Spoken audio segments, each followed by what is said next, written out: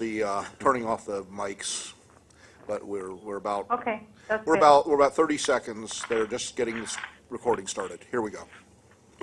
All right, thank you.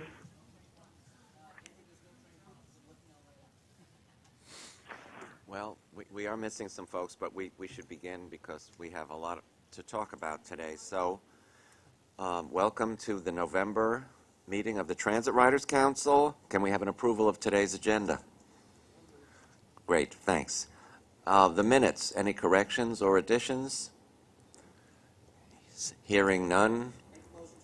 Yeah. Great. I'm going to note that we did make some slight changes to the minutes to include in the electronic version the links to the pieces of the recording, so that you can, if you have it up on your computer, you can just click through, and if anybody wants that, we will be happy to send it to them. Actually on right now, and it's easy to get on. Okay, so we'll begin the chair's report now. As you might have heard, New York City Transit is dispensing with the term ladies and gentlemen in its subway announcements. But despite the level of press coverage this particular piece of news received, there were a number of other developments related to the transit system, and much more important ones over the past few weeks. I'll cover several of these in the board report. One major issue that was addressed in this week's MTA board meeting is the proposed 2018 budget, which I will address further. The November financial plan includes the impacts of lower fare and toll revenues and costs associated with the Subway Action Plan, but does not differ greatly from the estimates presented to the board in July. A copy of the presentation from yesterday's board meeting is in your packets today. On Sunday, November 12th, New York City Transit unveiled its latest select bus service route in central Queens, the Q52 and Q53, which serve the Woodhaven and Cross Bay Boulevards corridor, are now operating as select bus service routes. This service is critical as this area of Queens lacks north-south subway service, and riders can use these routes to access activity centers, including retail, medical, recreational areas, as well as to connect to a number of subway and commuter rail services. Despite the importance of bus service on Woodhaven and Cross Bay Boulevards in Queens, the routes traveling this corridor had problems. Heavy traffic along the route made travel inconvenient and hazardous for riders, and congestion slowed bus speeds and reduced reliability. The 20,000 weekday riders who used the Q52 and Q53 were not being well served. Changes were clearly needed, but there was a great deal of apprehension in the local community about potential loss of parking and capacity for private vehicles. As a result, SBS was introduced only after a robust public process that included a number of public meetings and opportunities for public comment. In partnership with the New York City Department of Transportation, New York City Transit developed a select bus service plan that included not only the standard treatment of off-board fare collection and reduced numbers of stops, but also modifications to the right-of-way. And by the way, one of those modifications of stops in the Broad Channel area made for something like 200 and some odd foot extra walk to get to a bus stop, because there is no local service along this route now. It is all select. And I raised that issue at one of the meetings and was told, well, the use of that stop is very low, but it is quite a walk that somebody would have to make. And as I've witnessed some of the other conversions to select bus, this might be the longest walk for any stop that has been done away with. Yeah. It's only a city, half a city. Actually, it's more than that. It's well more than that, come to think of it. Yes. It was more like a 600 or 700 foot walk. It was quite a walk. In partnership with New York City Transit, with the New York City DOT, Transit developed a select bus service plan that included not only the standard treatment of off-board fare collection and reduced numbers of stops, but also modifications to the right-of-way. These changes include bus lanes along Woodhaven and Cross Bay Boulevards and bus stop islands and bus bulbs to make reaching bus stops and boarding safer and more convenient for riders. The project also features new wayfinding and bus arrival signage to increase the amount of information available to riders. The vehicles on the route are the newest articulated buses with many of the communication and customer convenience features that we have seen and discussed over the past year. As noted, a major aim of the new SBS service is to provide better connections to a number of subway services across central Queens. New York City Transit has also been working to add service on the 2, 3, 7, N, Q, and W lines. Due to capacity limitations, service on these lines cannot be added in the peak of the peak, but changing travel patterns have created new demand at other times and on weekends. And of course, when CBTC is fully complete on the 7 line, which may not be exactly at the end of the year, which was originally intended, but might go a little bit into 2018, a month or so. But once it is live, you can expect an additional 3 trains per hour on the 7. The changes that have just been presented and are included in your packets today are aimed at satisfying this increased demand. While some of the additional service will be on the fringe of the early morning peak, the bulk of the new service will operate on weekends and in the evenings. The recommended changes also include service reductions necessary to provide for work on the 4th Avenue line express tracks in Brooklyn and CBTC installation on the Queens Boulevard lines. And when the N runs local on the 4th Avenue line in Brooklyn, it will be making local stops. It won't just be on the local track. Rather than implement a series of general orders in force for months or years, Transit has incorporated these changes into its schedules, making work assignments for train crews more efficient. And I don't know if you've noticed, but on the geo signs, they're starting to tell you what the work is for. I've asked for it to be a little more, even more explicit. I mean, it'll say signal work or electrical work now, which is more than they used to tell you. But I think a little bit more explanation why you're being inconvenienced is definitely in order. Paratransit has been a hot topic at recent MTA board and committee meetings over the past several months, and New York City Transit has been working on using technology to provide more service options and reduce costs for the program. This month, the MTA is launching an e-hail app pilot, which will allow paratransit users to electronically hail taxi cabs on demand, similar to apps developed for Uber and Lyft. The app is being supported by Verifone, which will provide the technical capacity to distribute trip requests to approximately 13,500 yellow and green cabs. Of course, the program will not accommodate all Access-a-Ride users, but for many paratransit riders, e-hail could be a viable option. A real-time e-hail system would be a real advance for paratransit riders. There is an existing pilot project that allows riders to use taxis, but these trips must be scheduled 1 or 2 days in advance. Not exactly the best for spur-of-the-moment travel. Nevertheless, the current system has provided over 120,000 rides, indicating the demand is there. Another major advantage of this e-hail system is that riders will be charged only the transit fare for their ride, as opposed to the current taxi authorization program, which requires full payment of the taxi fare with reimbursement weeks or even a month later. In addition to testing the e-hail smartphone app, New York City Transit is also pursuing accelerated development of a unified paratransit app that is scheduled to be released in mid-2018. This app would address a range of needs and issues, including trip management and scheduling, tracking vehicles, receiving rider feedback, and boy, the rider feedback has not been good on a lot of the paratransit system, and updated account information. While the app is in development, new functions including trip management, vehicle tracking, and arrival time updates are being added to the existing paratransit web portal. The challenge here is clear. Since a number of paratransit riders do not use smartphone or web technology, it's imperative that transit find methods of providing information to riders who are not tied into the digital data sources. In addition to online tools for paratransit, the MTA is currently working on updating its web page. This is a change we have been seeking for many years and is long overdue. For anyone that has used the MTA web page, it is not the most user-friendly or a logical way to get information. This is, as anyone who, well, the current website is cluttered, dense, disorganized, and difficult to navigate and locate information.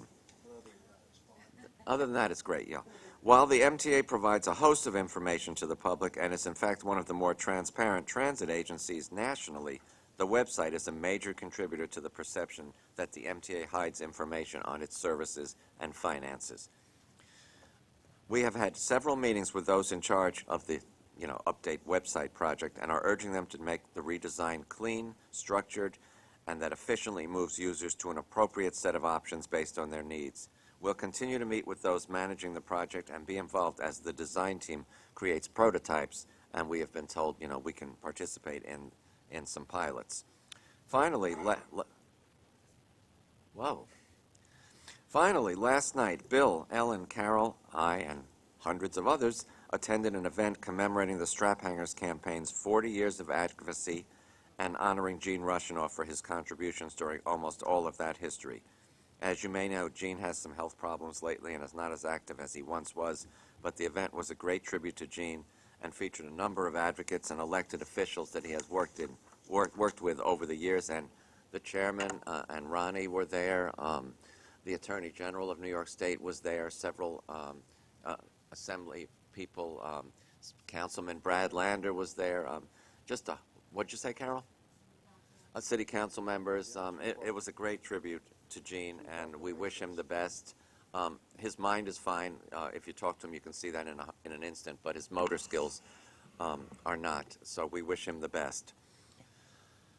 Now, the board report.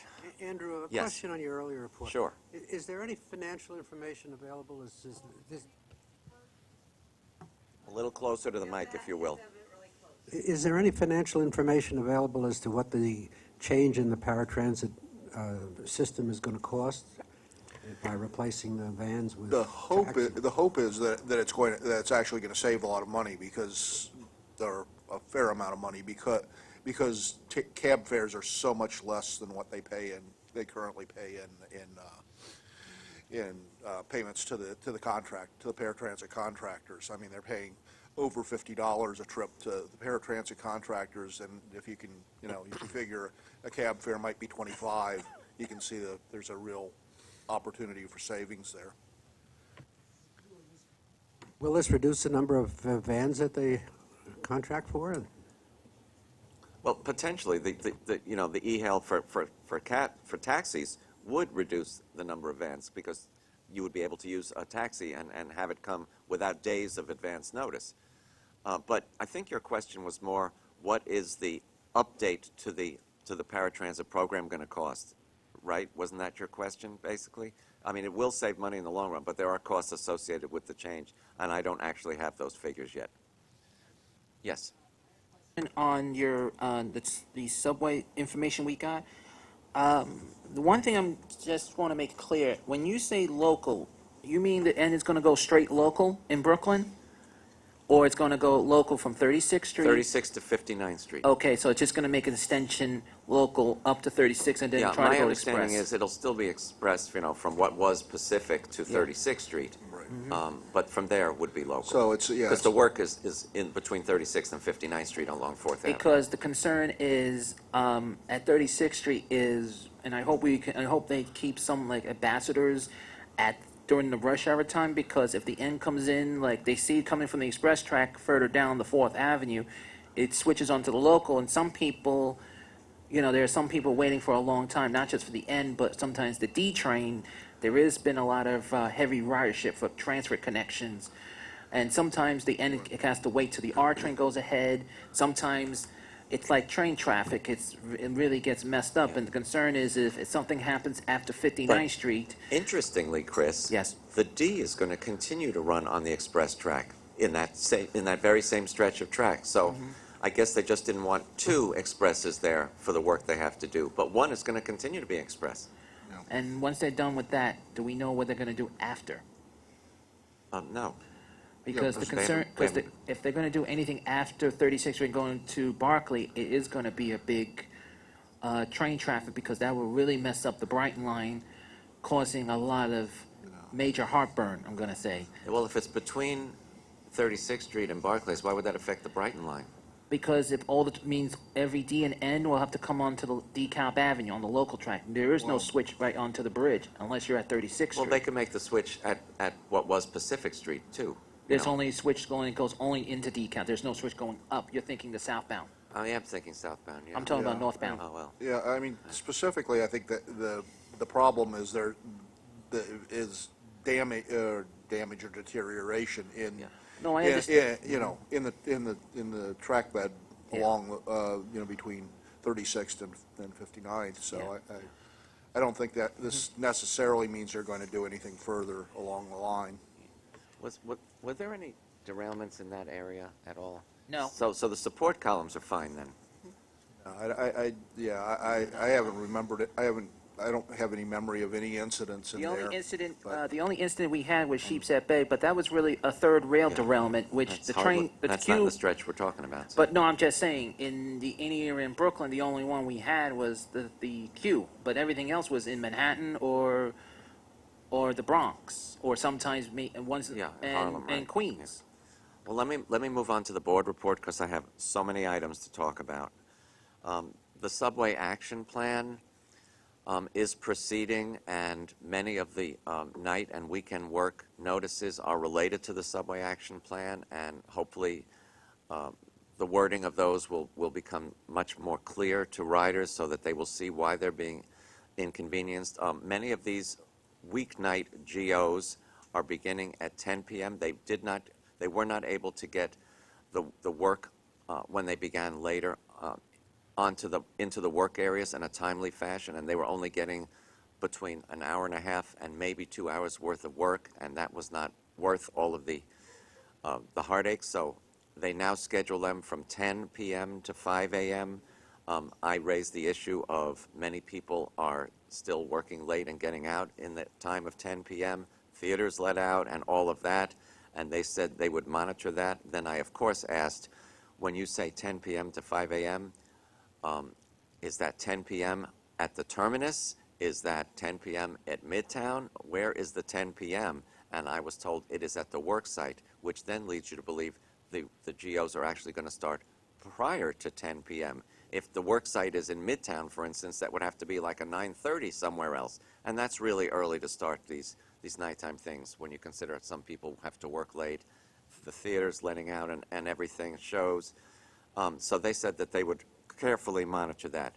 The chairman did mention yesterday that in the 3.5 to 4 months that the action plan has been in effect, there have been some signs of an uptick in reliability. There have been less major incidents. I don't know if you've all noticed it, but I have noticed faster running in some areas that was pretty slow prior to the action plan, but then again, I have also seen some slow times. So it is a mixed bag. It is only in effect for 3.5 to 4 months. We hope that it will be a lot better because a lot is riding on the action plan. Now, as you know, the action plan is an $839 million plan. The state has pledged to fund half of that.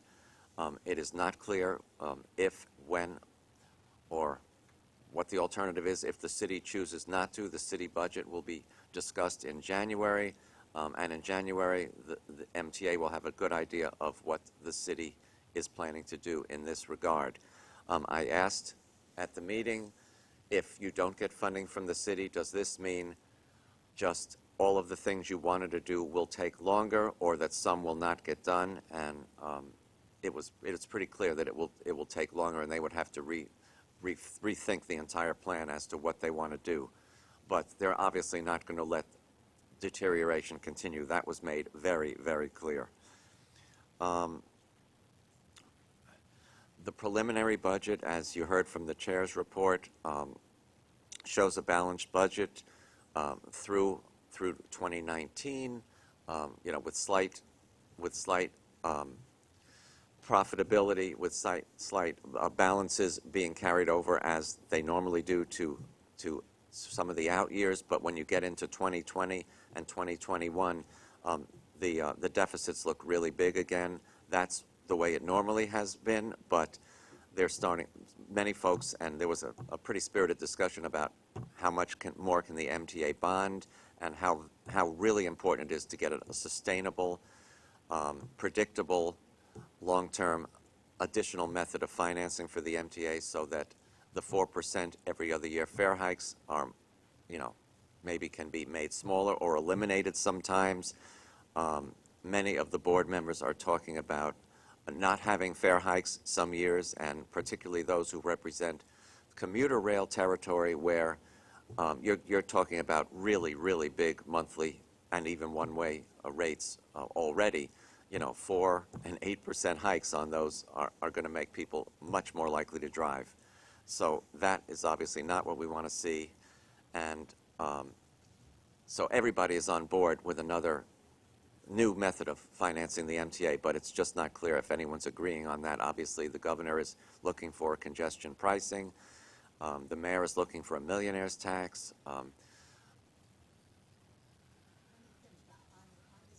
Okay. And, not likely to happen given the state legislature unless there's a big change in the state legislature. So this debate continues to rage on the board, obviously in the Assembly, in the Senate. And Trudy, you want to add something about that particular issue? Yes. Yeah. Was there any on the record or off the record conversation about sort of going around the mayor and dealing with the city council members directly? Because it's off the record. I mean, I have been told by any number of city council members, especially after the election was over, that many of them were in favor of congestion pricing, they are, even those who had been against it before. And I'm just wondering if there was any discussion of that Well, among board members. I don't know if you've done any counts on whether you think it can sustain a mayoral veto, but if it can, I don't know. What I'm asking you is, I've just been picking up snippets here and there. I haven't really done. I've heard several in favor of congestion pricing, yes. But was there any discussion among board members? Yes.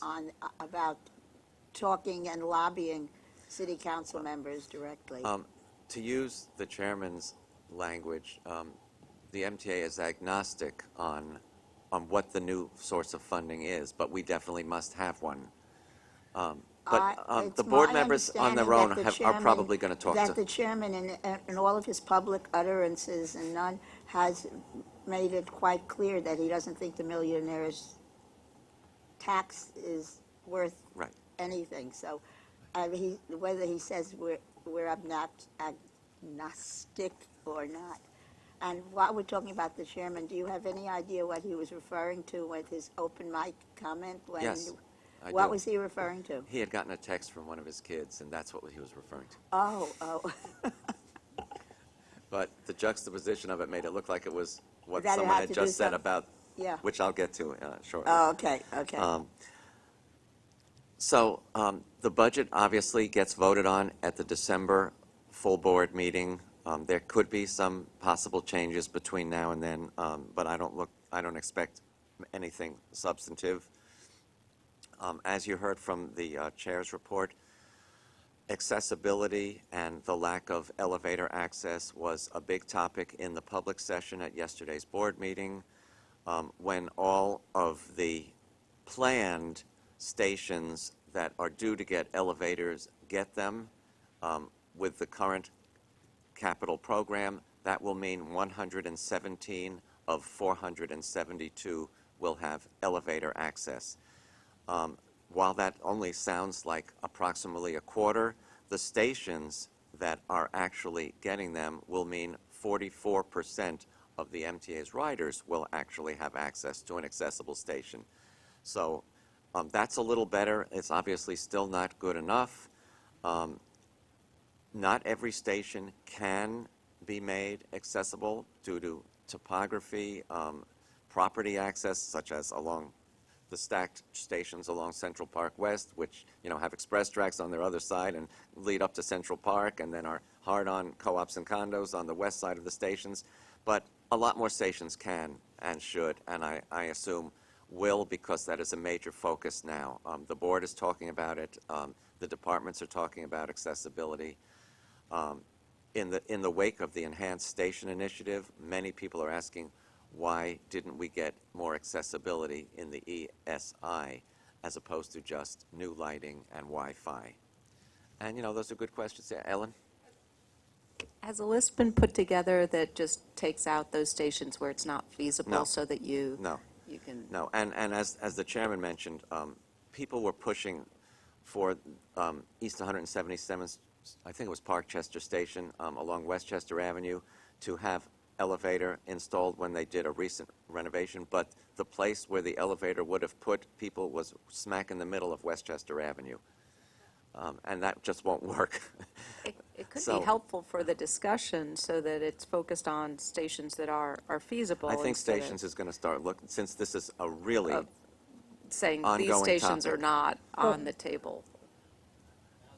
Hi, this is Yeah, this go is ahead, Mary. Marisol. Go ahead. I agree. They should at least report out on those stations that would not be able to get these elevators, because we constantly get the same request. And as much as we're able to tell people very much the same thing that you just shared, they need to somehow report that and document it somewhere, because people are continuously going to ask the same question.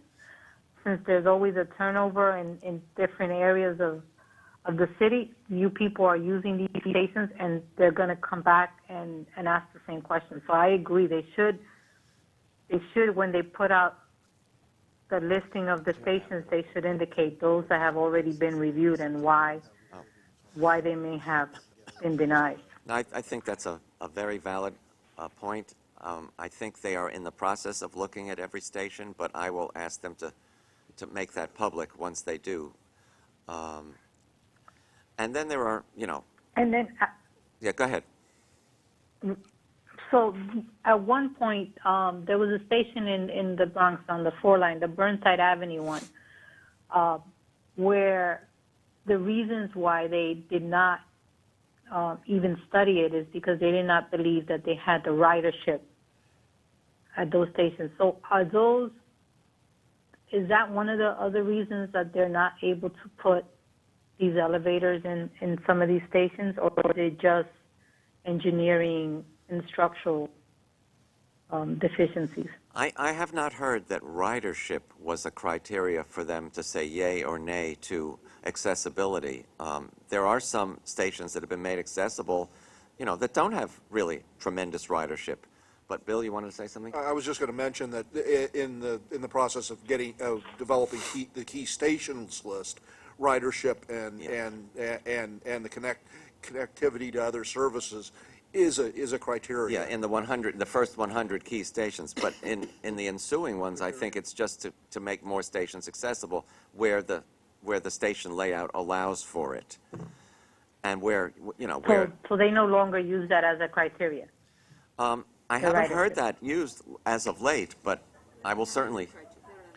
Yeah, I don't know if this. Yeah, they basically developed the list of 100, and they haven't come up with anything to go beyond it other than individual, one-offs, sort of like the 4th Avenue stations in Brooklyn, where they've agreed to put some elevators in. And that's something that Edith has been pushing for, to get the next 100, and Chris and others, Yep, is to yep. get another list going. It's definitely a topic of discussion right now. That's for sure. Yes. Ed, regarding the accessible stations, and I agree with Ellie saying also about the key station list, but there's also one thing. If elected official does put the money in, like I'm going to use Utica Avenue, was not on the key station list, Which Utica? AC. Okay. The 4 and the 3 were listed, but the AC was not, because it took all the elected officials in that circle of that area, because not just Beth Stuyvesant, but just to begin at Crown Heights, you had every official putting in the money. And that elevator was brand new, because now you had a nice glass stuff and everything, and more lighted and easier ramp. But some of the stations that some of the officials are trying to put in, they're not on the list, or they're trying to put it added to the list. It's an issue that I'm glad they're finally looking at stations that where they really should be looking. Like, I'm going to say for Brooklyn's sake, like the West End line is very crowded at the Bay Parkway station. You got to pray that elevator's working, because after that you have to take a bus to going to Coney Island, or going to the junction and pray that elevator is working. The concern is it is a heavy ridership in South Brooklyn. And like Kings Highway has an elevator, and that's after Kings Highway on the B and the Q, it's Stillwell Avenue. Lucky Stillwell Avenue has a ramp, but the key is they really should be really looking at the seniors, the disabled, because there are stations that does not help for a person who wants to go to the hospital, or to a senior center, or or to say if the student is in a wheelchair and wants to go to school, they can't. And it kills the ridership on the buses because I'm sure, the proximity of a major senior center, hospital, or other place that seniors and/or those with possible disabilities would want will be a deciding factor in the next group of stations. I can't imagine that it wouldn't. That would just be because, crazy. I did mention Sheepshead Bay in the past because, and there are a lot of self-advocacy group, one who's here with us today, and I could say that a lot of the agencies around the area are putting support letters in because they want easy accessible station. They don't want to have to travel from Sheepshead Bay up north to Kings Highway and walk another 4 blocks just to get on a train there. They want to get on a train at Sheepshead Bay to go, not just going to the Coney Island Hospital or going to the schools or going to senior centers, but take the pressure off Kings Highway. Sometimes you have to let 3 elevators go ahead up before you get upstairs. And sometimes some people just say, I'm going to go take the beat to Brighton Beach and take it back. And it's been going to start like Chris, that. can I ask, Yes. do we know if there are any list of even 10 or 15 priority stations, if you had those, if any list has been put together by any of the groups As I spoke to Edith, prioritizing? well, I'm glad you said it, Ellie, because Edith did, and I spoke to Edith this morning, and I realized I forgot she wasn't coming this morning because I had something else in my mind. The problem is with the last ADA, you ask them, what's your update? And lately, every time you go to the meeting, and forgive me, I'm not picking on Accessoride, and Edith knows I don't. They're not focusing on what they're doing with accessibility on train stations, or not. It's not really, I don't see, the list is still going on to 2020, but they have not worked on the 2020 beyond yet. But the concern is the ADA, MTA ADA compliance needs to wake up a little bit and stop worrying about one transportation, but they should be worrying about all the transportations. If the MTA ADA, if they're going to represent the ADA population for seniors and disabled, they should be worrying about all transportation. And I've been saying that way before I became TRC. But thank you, Ellen. All right. So to move on, you may have heard in last month's report about the governor's executive order in regards to the subway action plan, where procurements need to be made in a much more expedient and timely fashion, and so the board was written out of some of these procurements. The board has been heard loud and clear. Board member Larry Schwartz and Chairman Loda met with the governor's people and/or the governor himself, and when this current 30-day extension expires, which would be in early December, there will be a new process whereby the board will get to ratify all procurements that were done as a part of the subway action plan. So the board will have a say on every dollar spent on the repairs that are necessary for the subway action plan. So that's a major advance. In fact, yesterday, when this was announced, the question was raised, will we then have the power to say, we don't think this should be done? And the answer was yes. Trudy. Will the I'm sorry, I'm just getting over real bad laryngitis, which many people thought was a great blessing. At any rate, will this ratification take place before the fact or after the fact? In other words, before any procurement is made, the board will have to approve it, or will the board just be informed that this is going to take place?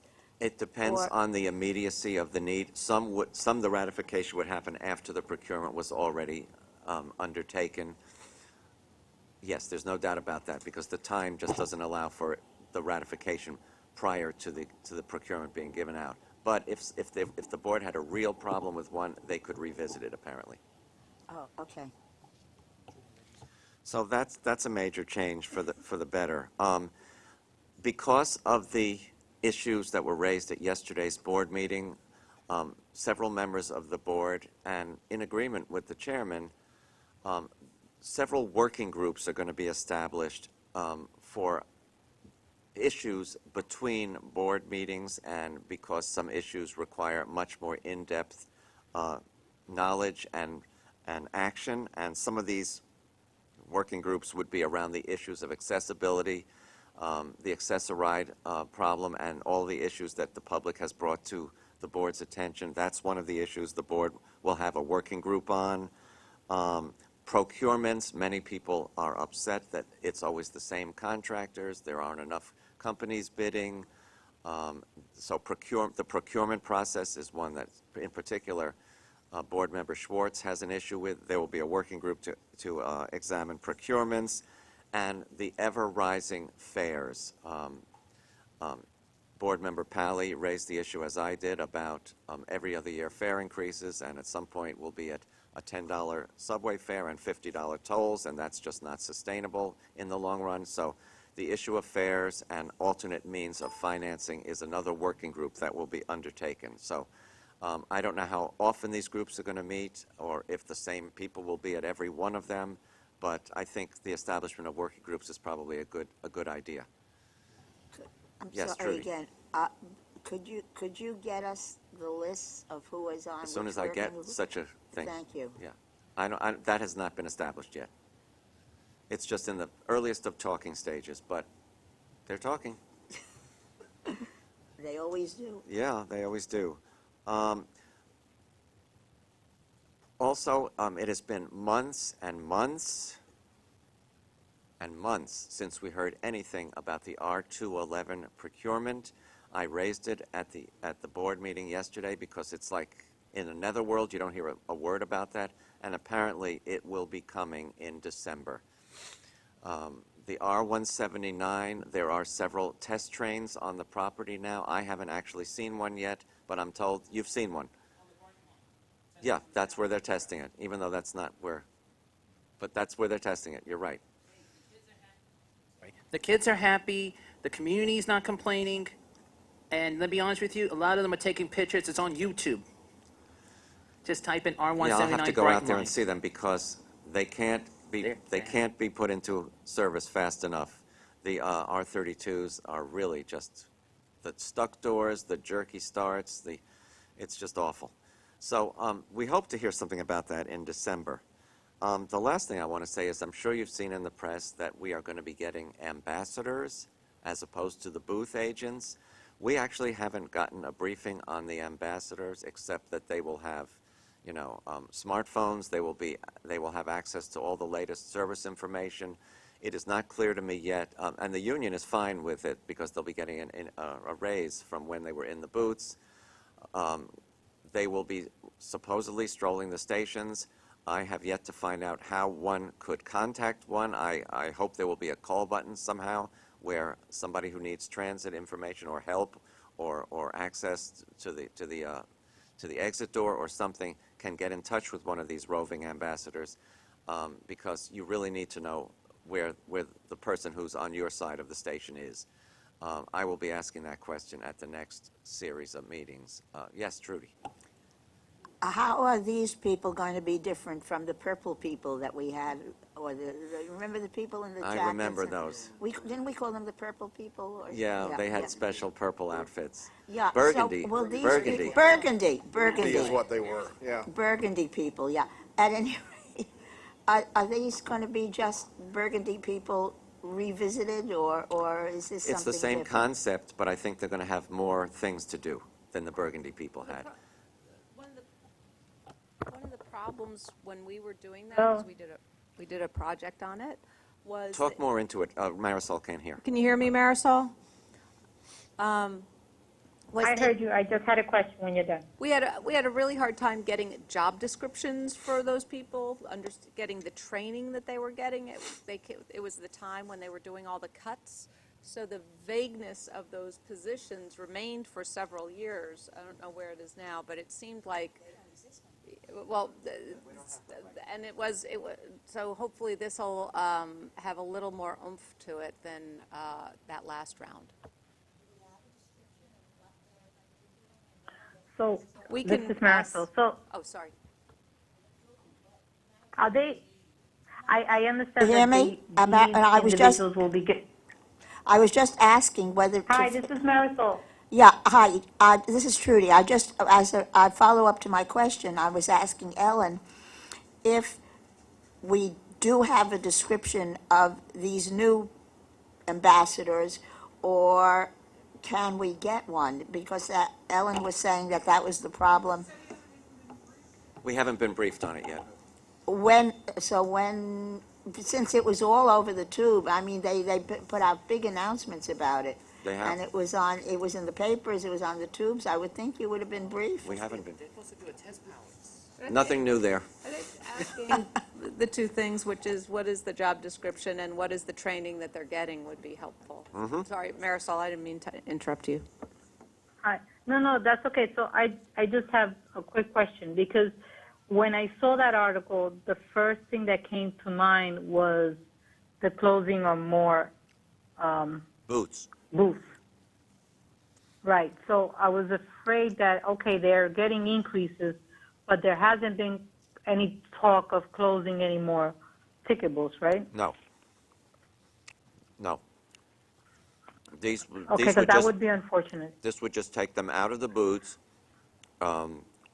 They can help people with the machines if they're not familiar with them, give information.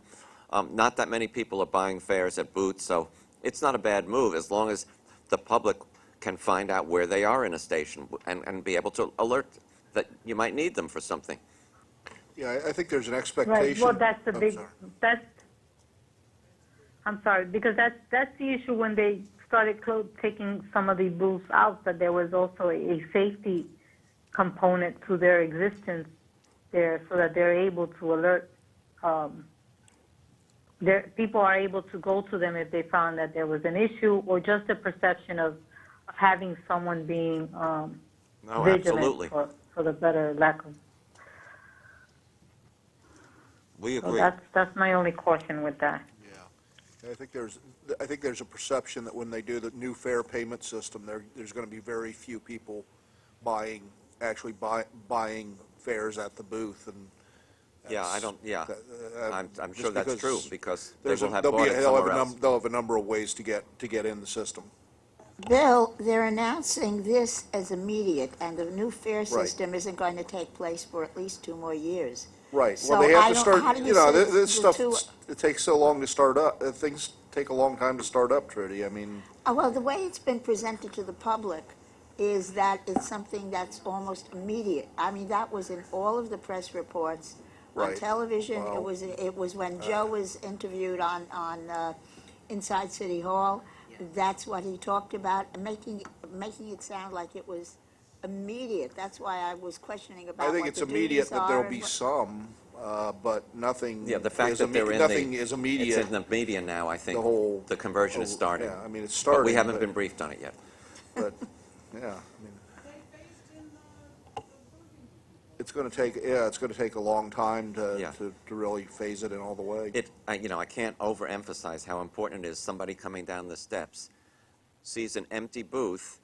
There has to be really great signage to tell you to find the agent, push here. The agent may be in another part of the station, but they're here to help you. You know, words to this effect. You need travel information, you need access, you have a question, push this button and the agent will be there shortly. Words to that effect, because to come in and see nobody is not good.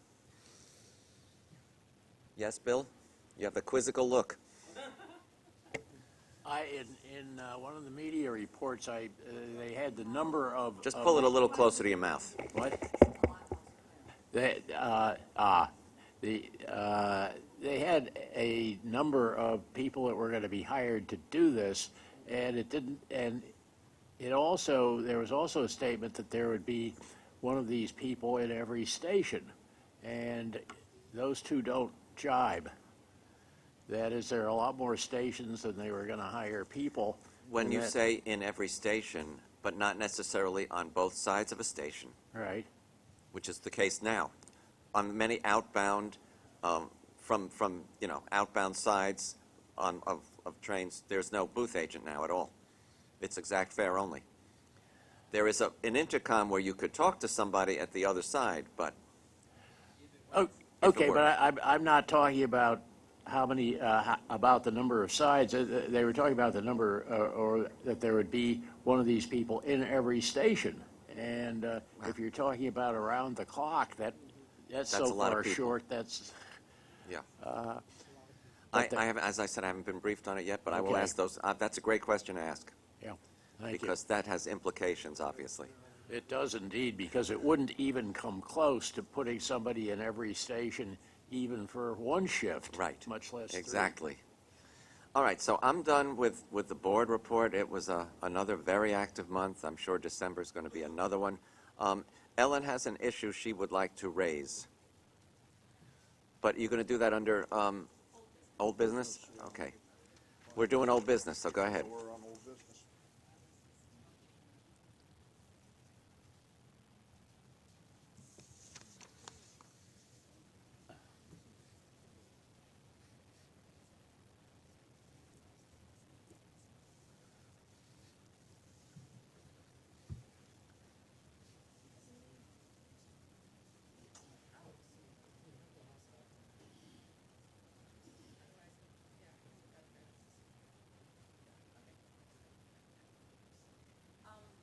Microphone, Ellen.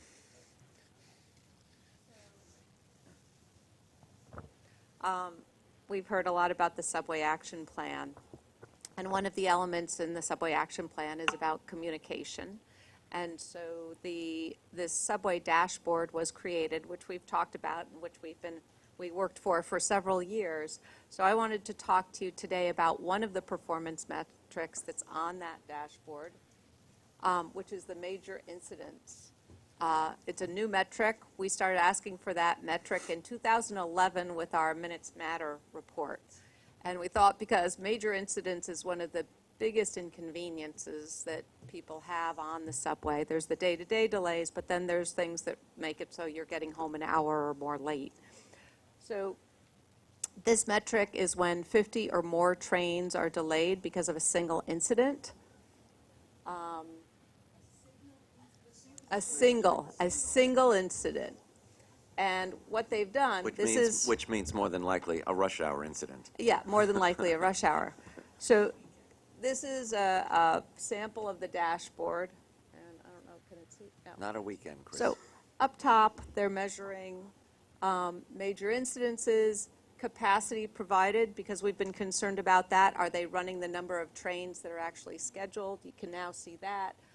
Customer wait time and train travel time are new metrics also that actually measure. We had put in a request saying, well, now trains are stopping between stations, and how is that getting accounted for? So now they have a metric for that. The subway car performance, station environment, and then the older indicators.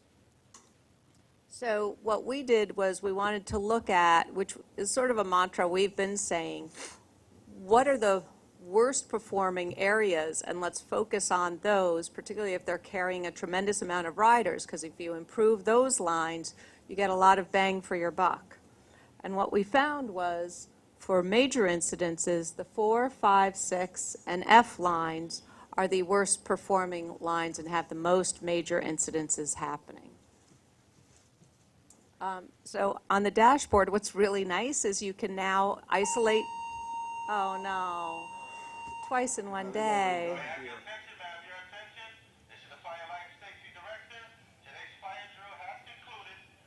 Oh, good. Ah, that's good to hear.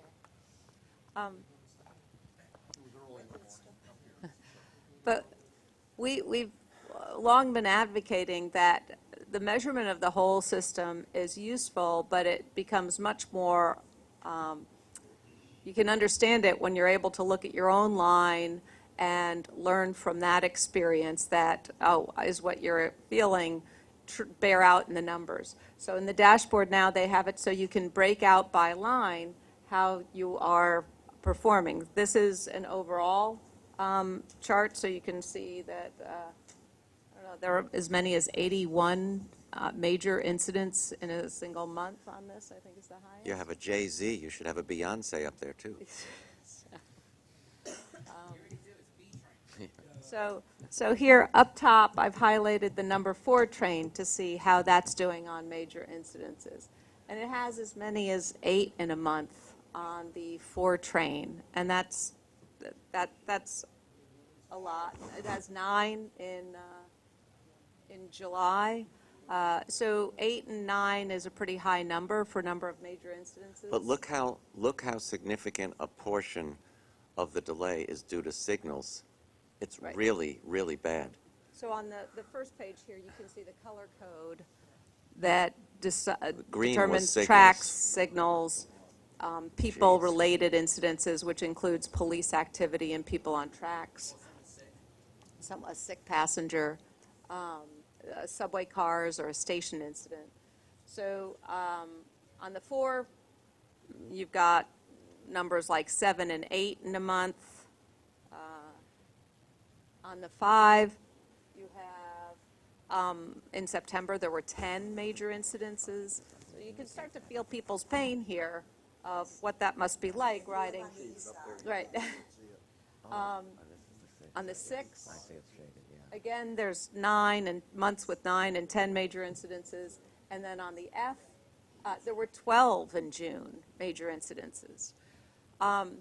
So we're looking Now, at. of course, June is before. That's what, right. The action plan didn't start till July, and it's still, what's that? On several, yes, since, well, there are good early signs, but those are also somewhat easier months than some of the winter months can be. So we're going to be looking, in relation to, on cold months, how did they do in cold months a year ago? And another element that we've really wanted is that long-term perspective. So it's not just a year in review, but it goes back further. So we're hoping, and we have But good keep reason in mind, we to- only have B division, with the exception of the L line information, since we put the Bluetooth receivers and those countdown clocks on. Right, but hopefully we'll be able to get back to February on the B division and possibly further back on the A. So it's not just looking at a single year. We can continue to look at it more like stocks are looked at over a longer period of time. Ellen, Got to speak into Train. the mic, please. I just turned it on, I know. When you say A train, which division A line are we talking about? Leffers? No, when you say A train, could be Far Rockaway, could be Rock Park, or Leffers Boulevard. I'm sure she's talking about the part where they're all together up until 96th Street, Rockaway Well, Boulevard. they all get folded. They all into- get they all from get there to folded into- 207th. They all Because get if folded we into look this, at, so it could, yeah, 'cause- It all gets folded But- into the same metric. but you would have to have a long delay for, like Lefferts to have 50 trains delayed. Yes, very. Ellen, I have a question. This is very good and very helpful, but if you put the color code on each chart, it would make it a lot easier. Mic's not on. The mic. Okay. I was doing some basic cutting and pasting, and so on the front page was the only one that made that color chart. But when you go on to the dashboard, it's very well done, and it has those colors. That's a for- good point, Bert. Oh, and the other thing, you can highlight 2 lines at a time. So you can highlight the 4 and the 5 and see together what their performance was because they run together. So it's got a lot of really interesting features. Anything else on this? Ellen, are you done with the? You have concluded. Great. Other old business. Mr. X. You didn't raise fast enough. You'll be next, Drew. It's on. Just close to the mic. As you know, I didn't get a chance to speak at the last meeting. I almost didn't get a chance to speak at this one. This is the 6th time I was detained in this building. The 2nd time I was detained after a meeting started. The first time was in October. Okay, these meetings started before I arrived upstairs. How much longer will this abuse continue? That's what I asked Deborah earlier today, and she just avoided me, as if I shouldn't have bothered complaining to begin with. I don't appreciate that. If I ask her how much longer will this abuse continue, I expect her to give me a straight answer, not a smart-ass remark. Well, Yeah. Okay, I contacted you about future meetings, and then I No, contacted you were her, on the nothing li- has you were on the changed. li- You're on the list. You're on the list. Okay, so why was I detained? You're on the list. It was indicated to us, and we don't control this. The building controls access. We don't control access. But it's indicated to us that they were having trouble with you wanting to get in at 11:30. And we told them that everyone could be let in at 12:50, which would get everybody up here in time. 11:50. Or 11:50 in time, which would get everybody up here in time for the meeting Okay, at 12. wait. When I spoke to this gentleman here, he said I could, last month, he said it was 11:30. Now you're saying it's Okay, 11:50. which gentleman, Chris? This gentleman here. Okay, yeah, we generally ask them to let people in so that, to give sufficient time to get up here and get settled and get seated. Okay, But we don't let people in a half an hour early, usually.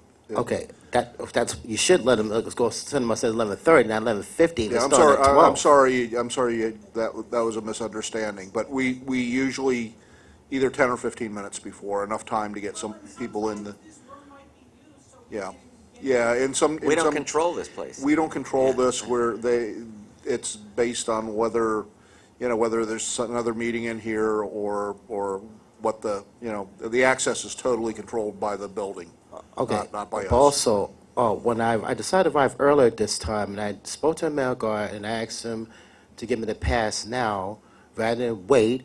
I don't care if I'm too early, you can give me the pass now, and he chose to play on my last nerve for the umpteenth time. That, again, we don't control that process at all. I mean, it's not, All we can do is talk to them again. yeah.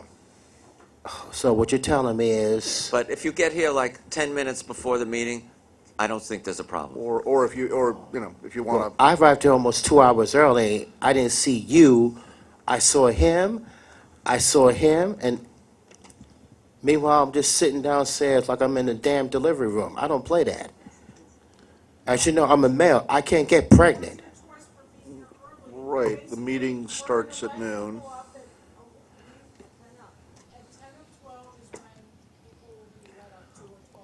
Okay, what I should have been upstairs, I should have been sent upstairs between 11:45 and 11:50, not after 12, which is what happened in October. So with me, you're saying I'll be sent upstairs when hell freezes over, which reminds me of hell frozen over Stone Cold Steve Austin, Stone Drunk Steve Austin.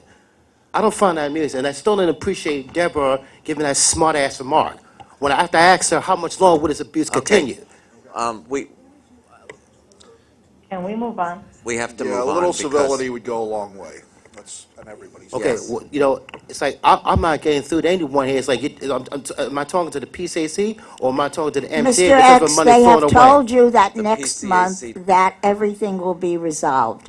Why don't you wait and see and get here at No. 10 to 12, and if you have any problem next month, then it will be taken care of. But it sounds like it's been resolved, and maybe we can get on to some PCAC Trudy, business.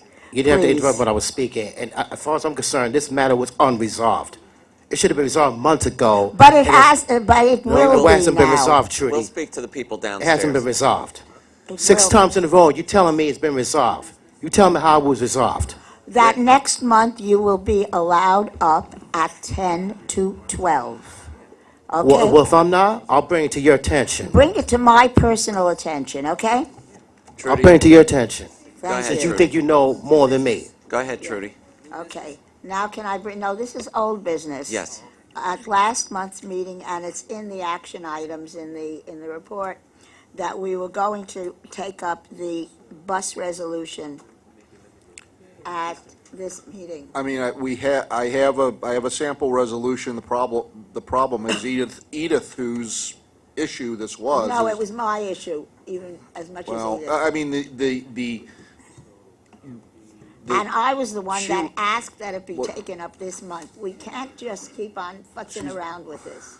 okay, well, Okay, That's- do you have I have- the revised resolution? yeah, Let's I see. have a couple of resolutions. I have. Good. They're Then really we- two different things. Yes, Crosstown and- one was with, Cross one town. was with the cutback on service, Okay. and one was with one was at Crosstown, and that's why Liz we Patrick made has it- been to every board meeting and has been terrific on the issue of the Okay, crosstowns. so, Why don't you can you give, let me give you two of them, and I'll get the three on the other side. discuss quickly So people can, Not, No, Trudy has the floor let's right do, now. can we please do this? New business comes after old business. Because I am asked about this, because there are serious problems, at least uptown, with the I'll crosstown. just look. just go ahead and take one of each.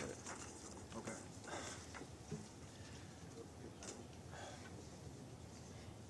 We are now separated into two separate resolutions, right? One dealing with crosstown and one dealing with north-south. Edith's issue, as I understand it, was with north-south. Yeah, Edith's Am I issue is correct? with short turning of buses, which leaves people at the relative ends of routes with much But less those are the service. north-south routes? Yes. Okay, and my concern, which I now see here, was with the crosstown. We have separated the two out. Am I correct, Bill? Yes, Right, we started out with a crosstown bus resolution. Right. That really spoke to crosstown buses, and that was based on the service adjustments that we received several months ago. Right. Okay. When it was discussed, Edith brought up the issue of the short turns of Right.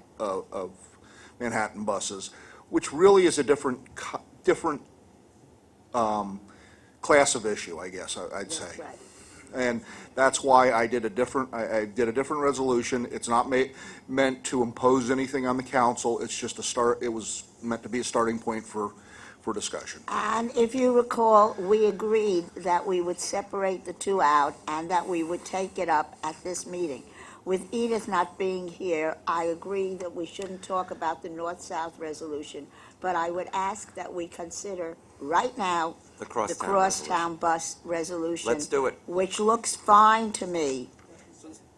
It's the same thing that was presented at the last Exactly. meeting. But this makes We it just clear. didn't get there because there were other issues raised. This makes it clear that we're talking just about crosstown bus riders in this resolution. I think we did last month, but this makes it Yeah, even I would just make clearer. one slight change to Okay. the crosstown one, which would be, in addition, the lack of crosstown subway service north of 63rd Street makes the routes north of that point extremely important to maintain in terms of frequency.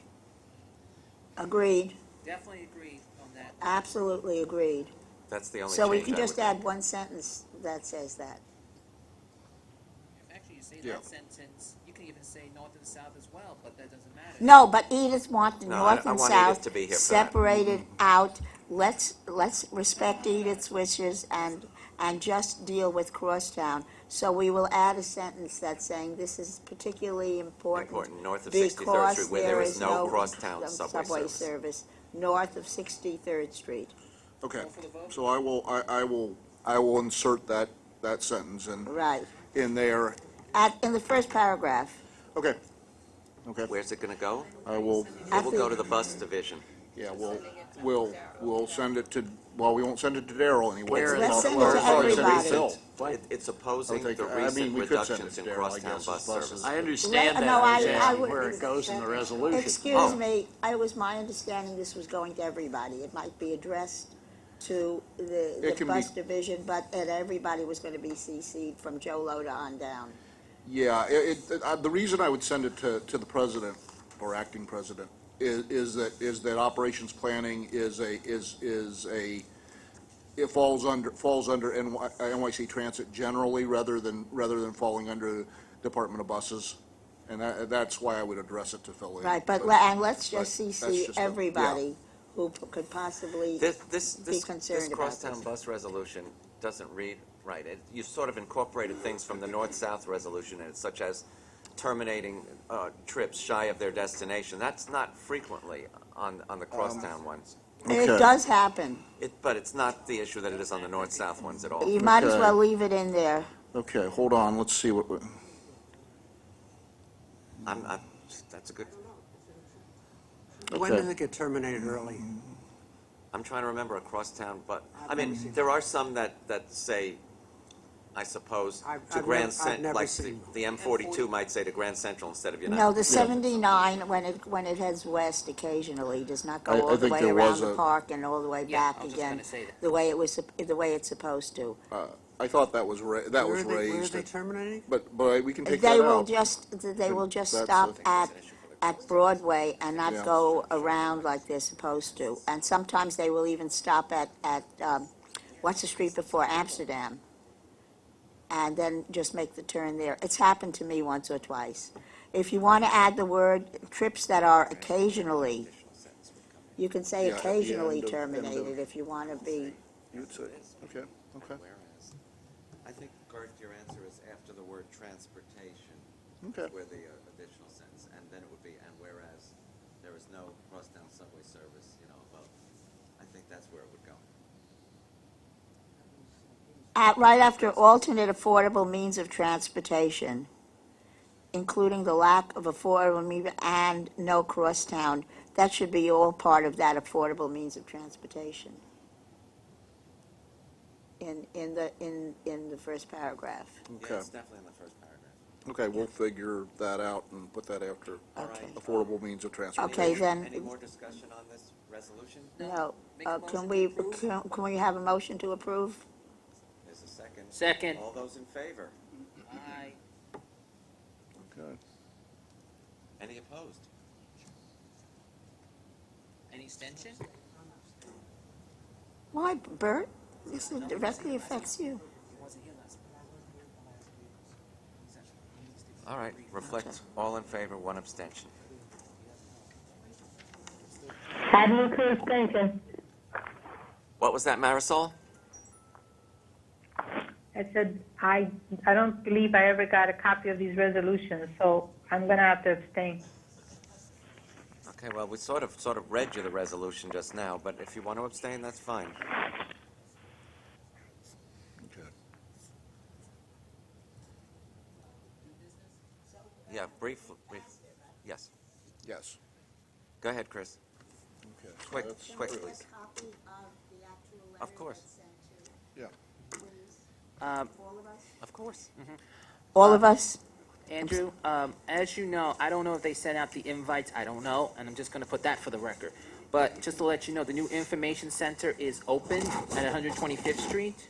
And one of your friends,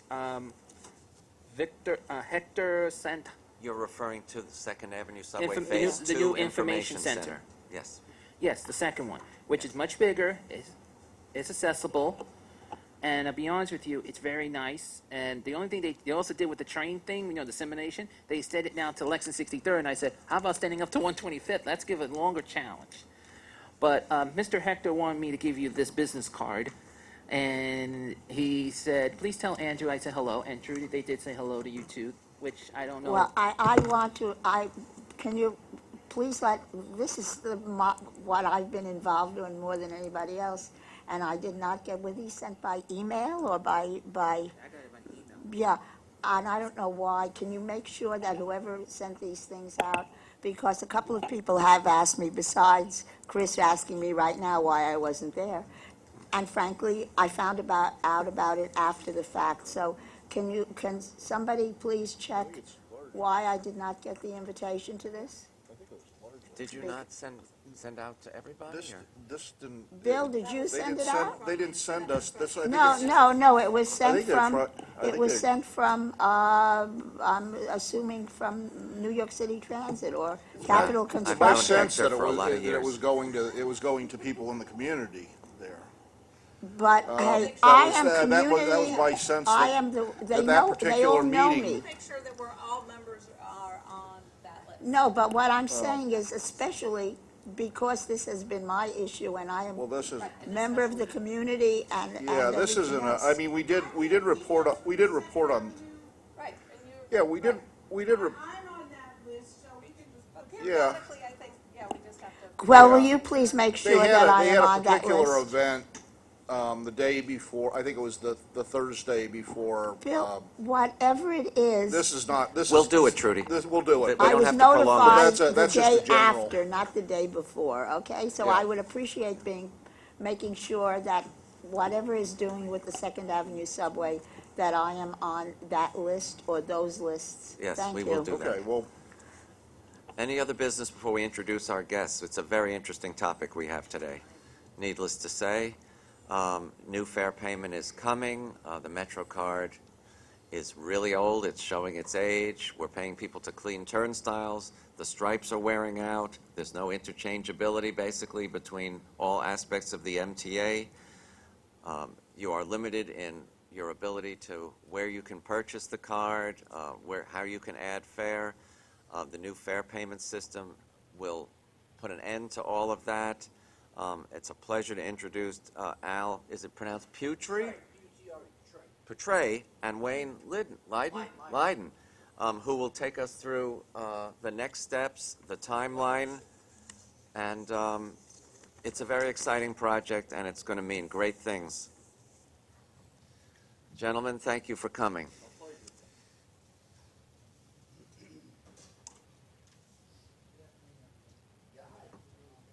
My name is Al Petray. I've been with New York City Transit since 1987. Use your mic if you would. yeah, and the person on the phone also can't hear you without I've your been mic. with, my name is Al Petray. I've been with New York City Transit since 1987. I was brought here from the private sector to build a division of revenue. When I arrived, money trains collected for subways, buses collected for buses, and the controller ran the money room. So fast forward 31 years later, and we have a centralized facility where we process $1.5 billion a year. We run no more any money trains have stopped running since 2005, and we've opened a facility up that is a state-of-the-art processing operation. We encode Metro cards, collect all 1.5 billion a year, service all of the MVMs, and we do it seamlessly. No one even knows we do it. So that's been my job for 31 years. I was recently asked by Ronnie Hakem to take over this project back in May of last year as a liaison of New York City Transit.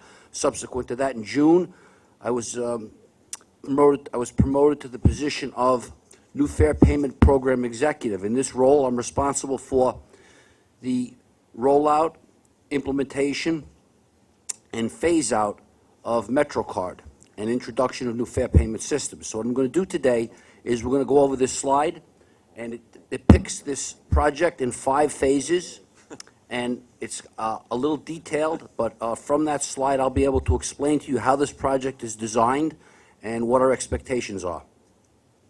And when I'm done, I'll be happy to answer any questions. Wayne Leiden is the program director. He has worked on MetroCard since its inception. We worked together many years ago. He is the current second in command of the project. Previous to this, he ran all of the MetroCard operations, credit, and debit functionalities. So he's got a really good background in payments and vending machines and credit cards and debit cards, which is a great deal of what this project is about. So the project was awarded on November 1st to a company called Cubic. They're the same company that did MetroCard. The contract was competitively bid and was competed on by 3 different companies, and Cubic was the selected vendor. The award of the contract was $573 million. The contract lasts, the base is 5 years and 69 months, and that is from inception until completion of NFPS in total and the removal of all of the legacy equipment from MetroCard. Then there is a 7-year option. Then there's a 7-year hosting contract that's part of the base that gets us to 12 years and 6 months, so 9 months. Subsequent to that, there are 2 5-year options for hosting and support. Hosting is the back office data center and fare engine. So the total length of this contract, if we exercise both 5-year options, will be 22 years and 9 months. It's probably the longest contract New York City Transit or the MTA has ever engaged in. The contract was, as I mentioned, competitively procured, which means that we have pricing locked in for 22 years. We have commercially off-the-shelf available hardware. We have agnostic software as much as is possible. About 50% of the software in this project is non-proprietary. And spare parts and pricing, again, is locked in for over 20 years. So what that means is we won't have to go back to this contractor for change orders and try and renegotiate pricing and be at their mercy. So that's an important thing to understand why the contract is so long. When you have a competitive agreement, you know you've gotten the best pricing you can, and when you negotiate that out for 20 some odd years, you're locked in, and that's what we wanted to do. So we awarded the contract on the 1st of November. We've already had our first kickoff meeting, and the contract's broken down into 5 phases. The reason for the 5 phases is it allows us to test and introduce various functionalities to ensure that each one is successful before we move on to the next. A critical path for projects like this and a critical failure point has been certain elements that have been difficult in implementation. For instance, the back end or the data center is one of the most difficult aspects of these projects to successfully deploy. So the way this project is set up is in phase 1, we introduce a small number of validators on our buses and on our subways. And by a small number, we're talking about 500 subway validators and 600 bus validators. Now, that's not a lot. And that's going to take 18 months, but not for the validators. The 18 months really is the majority of that time is spent building the core data center and back end. And these data centers are customized. Every single transit agency has their own tariffs, their own business rules, their own policies. All of those various elements have to be incorporated into that back end. And it's that development that takes the most time. If it's done successfully, it's seamless, it works properly. If it's done unsuccessfully, you have customer-facing issues. People get charged more than they should. People don't get charged at all. The system doesn't function as designed. And as everyone knows, first impressions are lasting impressions. Or as I like to say, how you start is how you finish. So the goal is to get in a good number of end devices, 1,100 end devices, and exercise the back end, which will be the first stage. So that starts in that starts at around 11/17, because we just awarded the contract in 11/17, and by 4/19 or April of 19, that will be complete. So at that point, what will we use to pay for our fares? Well, keep in mind, MetroCard doesn't go away. MetroCard stays until this entire system is service proven, similar to how we rolled MetroCard out and we kept the token in place. The token did not get replaced in 2003. MetroCard started in 1994. So we're going to follow that same format. So MetroCard will run side by side with new fare payment systems until this system is service proven. So April of 19, what you'll be able to do is at 500 subway validators and 600 bus validators, you'll be able to use a contactless bank card or a mobile device to pay your fare. There will be no card that we'll issue at this stage of the project. The card will be something you possess already or a mobile app on your phone that you possess already. And keep in mind, you'll always have MetroCard. We're rolling out a concept. So the next phase is phase 2. Phase 2 completes the rollout of the remainder of the system. At this point, we've completed all 6,000 buses and all 4,564 subway turnstiles. So this is where the proverbial rubber meets the road. We are now in a position where every single station and every single bus has an end device that will accept a new fare payment type. So at this stage, anyone that has a mobile app, Apple Pay, Android Pay, Samsung Pay, these are all things that we don't have to necessarily provide. They are provided through your own mobile device. And that's key. That's a key point. You're bringing the payment method. I met with Visa today. And in Europe, in Asia, almost all credit cards are near-field communication capable. What that means is there's a chip in the card that doesn't require you to insert it in a reader. You tap it and you go. It merely needs to get within 1 or 2 centimeters of a validator, and it processes the transaction. The banks are ready and about to issue these cards. They're waiting for us. So within 2 years, if you have a credit card, it will 99.9% be near-field communication capable. And that's how you could pay your fare. You won't need to wait online. You won't need to go to a machine. You won't need to put money on a card. You can use the card that's in your pocket, or if you prefer, the mobile app that's on your phone or on your watch to pay your fare. And that's what happens at stage 2 or phase 2. In addition to that, we're also going to roll out the SBS pilot. SBS right now has off-board payment and on-board paper validation. There are other ways of doing that. And because this is a design-build contract, we're going to test other technologies. And we're going to pilot an on-board payment verification method, electronic payment verification method, on 1 or 2 of our SBS routes. And depending upon how that pilot works, that will determine how we roll SBS out in the future, or if we continue with wayside validating machines of the future. And this contract has in a provision in it to replace the existing dual machines we have. One is a Parkeon machine, which accepts coin. The other is a MetroCard reader that issues a paper receipt. If the SBS pilot does not prove to be a worthwhile endeavor, we will go with a new machine that substitutes for the ones we have today.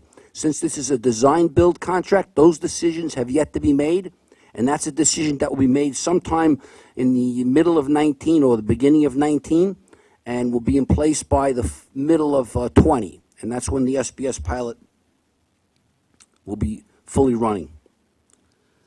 In stage 3, we introduce contactless cards of our own. Now, not everyone has a bank account. Not everyone is going to have a phone. Not everyone is going to avail themselves of a concept where you bring your own fare media. We recognize that fact, and we will provide a smart card that's a closed-loop product versus the bank type that's open loop. And what that means is you'll pay a deposit similar to the green fee of today. It may not be $1. I don't know what it will be.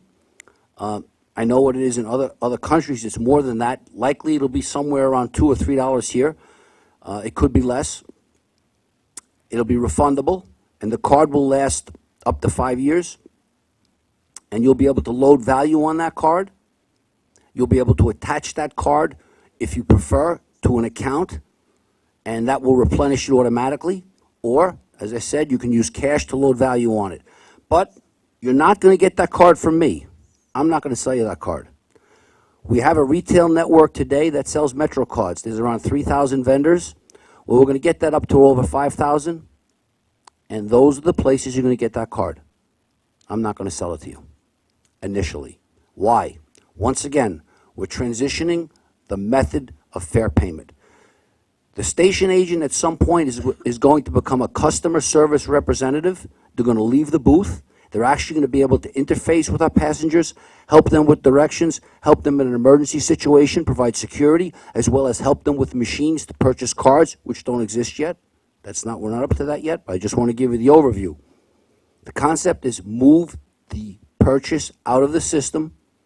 So, Dwayne Reed, Rite Aid, the current existing network we have, you're all familiar with a gift card. You go to a store and you want a gift card, what do you get? You go to the register, you hand them $20, they hand you a Fandango card, and you go to the movies. That's the future. That's what we're going to do. You'll be able to walk into any of the locations that sell gift cards today and the ones we already have in our network and purchase a product that will work on New York City Transit, anywhere in the system, as well as Long Island. No, I'm sorry, won't work on Long Island Road Metro North. They only sell their own product, and that I believe is their contract. But you'll be able to go anywhere in New York City Transit with that card purchased from an out-of-system sales network. You can reload it, and you can attach it to an account. In addition, the mobile app that the railroads have today, it's called eTix. We'll roll that app in, and that will be an application that will be accepted on the railroads as well as New York City Transit. So at that point, we'll have an interoperable method to go from Long Island Railroad, Metro North, New York City Transit, all through an app on your phone. And that app, again, is attached to an account. You don't have to go anywhere. You don't have to do anything. It works similar to EasyPass. It replenishes itself. That's in 2020 to 2021. So we finally come to stage 4. And this is an interesting stage, and this is where you're going to see we do change direction a little. Here we deploy our machines. And so far, we've gone out of our way not to provide you with a way of getting a card from us. We really don't want to be in the card business. However, we recognize that 10 to 12% of our customers don't have a bank account. There's going to be people that forget. They get in the subway and they realize they don't have their credit wallet with them. They don't have an MTA card with them. So guess what? We will sell you a card. But we're not doing it until January of 22. Now, people are creatures of habit. We all get ingrained in our ways. If you start selling cards from in-system immediately, you'll be selling them forever. And as I said, we want the railroad clerk, the station agent to be able to move out of the booth, and we want to get the sales out of the booth. So at this point, we do introduce a machine. Now, what does that machine do? That machine sells you a single ride ticket. That's a barcode that you can read in any turnstile. That machine sells you a smart card that'll last on a monthly basis. You can use it, what we call extended use cards. It'll also sell you what's called a limited use card that is perhaps more suitable for weekly use. It'll provide you with a visual and or electronic method of riding both railroads. And when we introduce our machines, the railroads also introduce their machines. We have 1,600 machines going in New York City Transit. Long Island Railroad has 302 and Metro North has 278. These machines are all called CVMs. They're configurable. And what configurable means is that they will work for either New York City Transit, Long Island Railroad, or Metro North. Each machine has the capability to sell an interoperable fare media, and that's something we don't do today. We don't have that capability. So by phase 4, we've got a complete system deployed. We have the ability for you to pay with your bank card, the ability for you to pay with your mobile app, the ability for you to pay with a card you bought from an out-of-system sales location, and finally, the ability to pay your fare with a product that we sold you from a vending machine in our system, either at the railroads or in transit. And that makes us 100% interoperable, 100% compatible. Now, again, if you don't have a bank account, we're still going to accept cash in these machines. And I've gotten a lot of people ask us, well, what's going to happen? How are we going to handle the reduced fare riders, the disabled? How are we going to handle that? Very simple. Just like the Metro card that I have here, that is my employee pass that we issue, I'm issuing a card.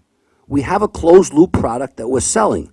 We sold it first from our out-of-system sales network, and now we're selling it from our machine. That same card we will issue to our reduced fare population, similar as we do today. No difference. The only difference will be the card has far more capability, it's more secure, but it will still do the exact same thing. Everything that MetroCard does, every single thing MetroCard does, New Fare Payment System either has to do or do better. Otherwise, we can't go forward. That's the mandate. So how are we going to handle students? Got lots of options for students. Students all have cell phones. I could do apps. I could do cards for students that don't have phones. I could do both. But the card could last the student his whole high school career or her high school career if she didn't lose it. And if he or she does lose it, it's trackable. It's 100% voidable because it's all account-based. The way a MetroCard works is when you swipe this card, you swipe your MetroCard, all the data exists on the card. All the transaction data happens right here. It reads, writes, it verifies. It keeps a balance, it keeps the date, it keeps the time. The value is encoded on this card. This is the way this operates. The way New Fare Payment works is nothing is on the card. The only aspect of this card that we need is the number. The number gets encrypted and tokenized at the location where it's used and gets sent into the cloud or the data center. At the data center, all the transactions occur. That's why you have flexibility to do things like off-peak pricing, half fares, fare capping, unlimited rides. It's all programmable. It doesn't reside on the card. It has the ability of the computing power behind it. And we're not the first, as you know. London does this, Chicago does this, Sydney does this. This is done all around the world. So this is not new. It's just something we've not done before. I can take questions if you'd like. Yes. Let's go clockwise. So we'll start right over here. Counterclockwise. You just mentioned this is in a lot of other places, and given that it is in a lot of other places around the globe, why is all this testing time required? Because in every place it's been introduced, if you Google Chicago CTA, They did it in 2 years. It exploded and almost got the mayor and his whole staff fired. But what about Afghanistan or Azerbaijan or Moscow or, Well, I it's in can- use around the globe. Well, the systems you just mentioned are not open loop systems. They're all closed loop. Closed loop means you issue your own card. You don't take cards that are from the bank or Apple Pay or Android Pay and mobile pay. In fact, there's only one system right now that's really taking open loop payments successfully, and that's London. And it took London quite a while to get to this stage. It doesn't happen overnight. We're the largest system in the world. I like to say we like service-proven technology, cutting edge, not bleeding edge. What happened to the Chicago? What happened to the Chicago system? Chicago had an end-of-life legacy problem with their fare media. What that means is the fare media that they had in circulation was no longer going to be supported by the companies that produced it. So they were forced into a very tight time frame in replacing it. And whenever you're forced into a time frame that doesn't allow for proper testing, regression testing, factory acceptance testing, initial acceptance, there's a whole sequence of testing. You don't want customer-facing problems. They had to rush. And in rushing, decisions were made that resulted in customers being charged hundreds of times for 1 or 2 taps, people ordering cards and getting 30 cards, people ordering cards and getting no cards, glitches in databases. This stuff's been done before, but Google, Microsoft, Windows, they can't get their software right. My iPhone, if I tap a certain key, I can't even get my phone to work. These are companies that do this stuff on a billion, gazillion dollar basis. And they can't get it right. Companies we're doing business with, Cubic is the best in the world at this. But keep in mind, as good as they are, they're building custom software. Custom software. 40–50% of this stuff is going to be brand new just for us. Question, one of the biggest users of our transit system is tourists. Are they going to be able to understand your system from day Well, one? that depends on messaging, advertising, and communication. The ability to understand a system is only good is how your marketing department and how your message is received. Nowadays, social media is such a strong motivator and such a strong way to get the message out. I think it'll be very easy for us, because social media is worldwide, to get a message out. And the technology here, while it's new and while it has many, many functionalities, it's really simple. You use your credit card. That's it. And we're way behind the curve. The EMV, Euro Masterpay, Euro Visa Masterpay card is used all around the world. It's not used here. Right now, all of the cards, 90% of the cards in circulation are contact cards. You go into a reader, you plug it in, and you wait, and you wait, and you wait. So it's worse than the magnetic technology. That's going to change real soon. Within the next 2 years, the banks are going to move to a contactless payment model. Now, I asked this question just recently. I said, why is it the United States was so far behind on credit card technology? It's interesting. The reason is that we developed the magnetic technology to a level that no one else did. Our magnetic technology worked so well, there was no real desire or need to replace it. Now, if you were starting a brand new system, for instance, I was in Thailand a couple of years ago. My niece got married there. I was amazed that they had better credit card system than we did. But you know why? They never had a magnetic system. By the time they got around to developing a system, magnetics were already shot. So they moved right to the new one. And that happened a lot of places. Now, in Europe, in London, for instance, their magnetic technology was never online like ours, meaning that when they made the transaction, they couldn't always verify it. So they had to do transactions that resulted in a higher level of fraud than our magnetic transactions. So their government mandated that you move to this new technology because their fraud was so high. We never had that. Even though we've got identity theft, that's a problem, but that's got nothing to do with the actual technology of the card. That's got to do with how you secure data. So the answer to the question is our magnetic technology was too good, and it took a longer time than it should have for us to go to the next generation, which is where we're about to go. Tomorrow I have a meeting with the payment industry in totality. Visa, MasterCard, American Express, Discover, all the major banks, Citibank, Chase, Bank of America, a lot of the smaller banks, as well as some acquiring agencies that fit in between, Apple Pay, Android Pay, Google, the whole group. It's in this room. And they're all coming here to know When can they be a partner with us? When will they be able to issue a product that there'll be a need for? So you heard of the old chicken and the egg? That's where this is at. The banks really want to issue the card, but right now, we're either the chicken or the egg. I'm not sure. But we're going to be the motivator. 8 million to 10 million transactions a day when this system's rolled out. That's a lot of money for somebody to make, and it avoids us from processing all that cash. So, Could we just get back to the Chicago? I just want to finish up on the Trudy, we're question. going counterclockwise, I yes? know, but you That's called okay. Bert, That's okay. I asked about Chicago did. because he mentioned it, so I just want to follow up on Listen, that. there's not many of us here. I'll answer all the I questions, I just want to promise. follow up on that, which is that you were saying that Chicago had all their problems because it was going from one system to another.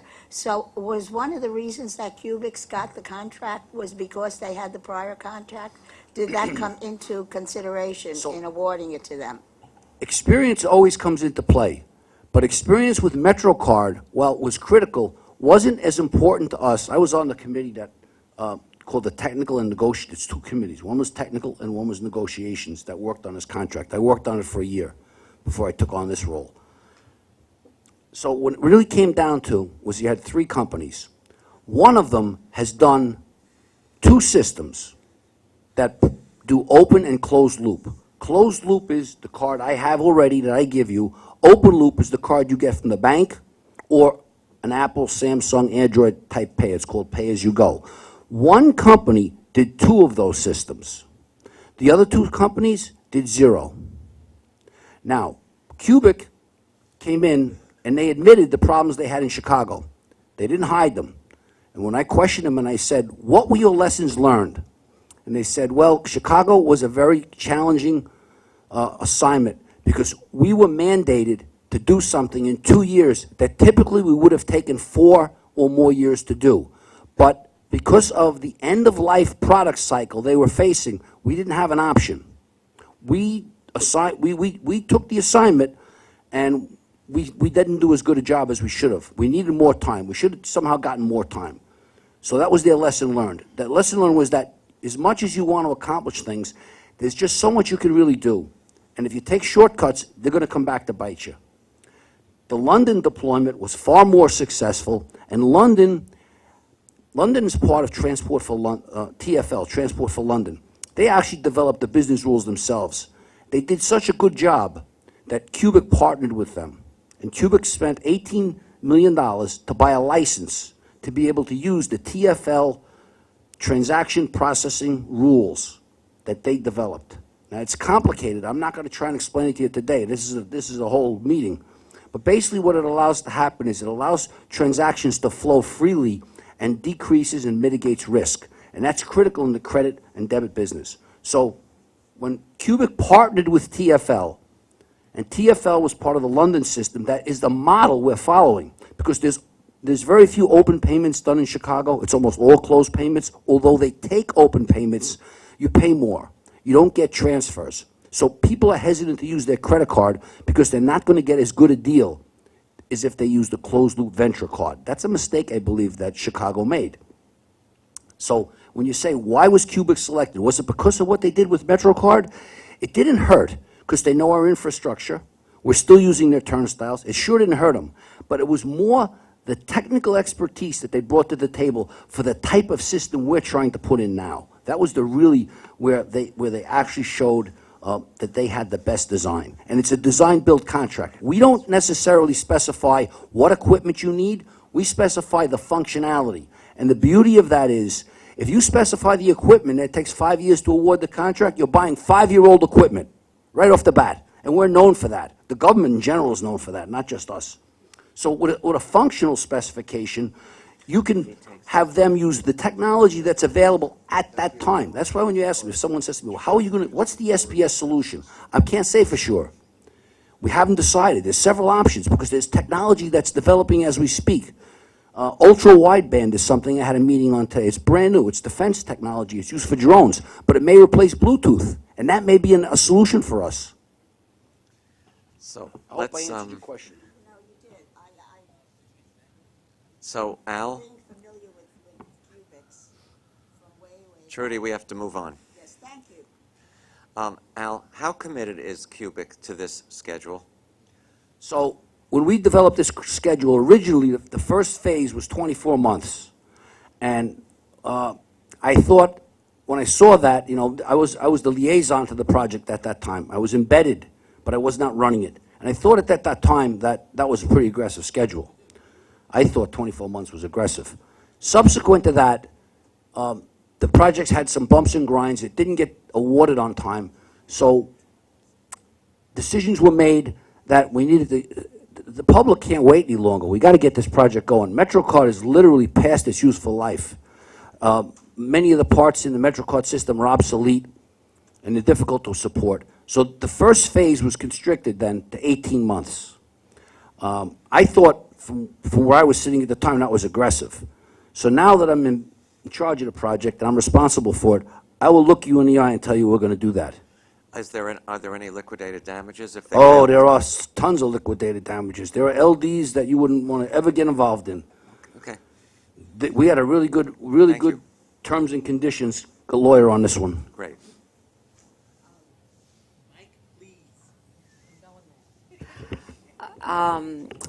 So functionality-wise and everything and understanding how important this moves ahead is great. But at the same time, the whole idea of the open system versus the closed loop and the security, I'm really glad to hear you're paying attention to DOD and what they're doing, because the open system, how much this organization counts on the income from these fare payments. So can you speak to that a little bit? Well, the security of the system is no different than when you go to a restaurant. The transaction processing is different locally, but the end result is the same. We follow the same PCI compliance rules and regulations that all credit transactions follow. So the difficulty for us is we often have to make a decision within 500 milliseconds. So that's the hard part. So there is some risk mitigation you need to employ. Basically, these are small transactions. They're not thousands and thousands of dollars. So it's cool. One of the things that's called is ODA. Offline data, ODA is offline data authentication. And that's the crux behind being able to do these contactless tap payments in a very fast transaction environment. So the entire transaction is encrypted, and it gets decrypted on the other end. So the risk really is that someone has a credit card that's invalid, it's not theirs, and they tap it. It gets into the system. But the system's an online system in the sense that you can't make the decision instantly to say yes or go based on its validity. So you take the first tap, you take it. Now, within a few seconds, a minute, it goes to the back end. Now that card is known to be a bad card. The back end then sends a list. This is an online system. Sends a list, basically a blacklist or a negative list, into the station, and now says, guess what? You shouldn't have accepted that card. The list exists locally. It doesn't have to go all the way back to the back end. So the next time a person tries to use that card, it won't work. So you get hit for a tap. Well, in terms of a data breach, okay, so our MetroCard vending machines are doing this today, right? We use, but we accept payments. We accept payments. They go through an acquiring bank, correct? So the only difference is, what I'm doing is, I'm introducing the ability for you to pay at the turnstile versus paying at the machine. That's the biggest difference. And I'm decreasing my risk because the transaction level now is a ride versus a $131 card. Thank you. Ah. That was not an easy answer, but I appreciate it. absolutely. Now, I'll give you a little challenge. There's one thing before you do that. Her bag is caught. Oh, I'm sorry. That's the one thing, because I know she was going to. I have a couple questions. First of all, I've been dying to hear about these new Metro cards. My concern is, and I have not just from Trudy and Edith, but other customers a little concerned because I have to blame the news meter because they don't give out the right information, and I told already people, don't believe what you're hearing on the news. They're concerned about the half-year Metro card. They're concerned because they think, like, I'm going, thank you, Trudy. not just the seniors, but disabled and seniors are both concerned, and I will say for, they're concerned because they, like those vendors, machines they have, those, with Reggie Barron, which I know him very well, they're concerned that they might not see Reggie anymore, they might not see the bus vehicle anymore, but the other question is the card gonna look like it still have the picture on it?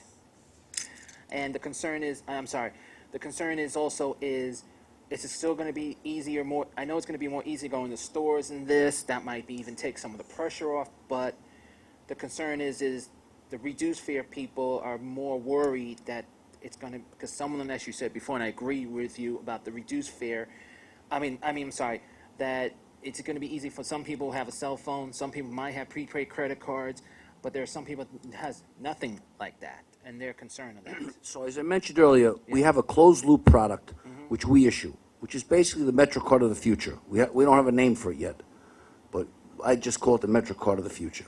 So Sounds that good to product, well, that's just my name. It's not the real name. But I still like it. So that card will replace MetroCard in kind. It will have the current thinking is, I haven't designed this totally yet because maybe they'll come up with a better solution between now and the next 6 months when we have to figure this all out.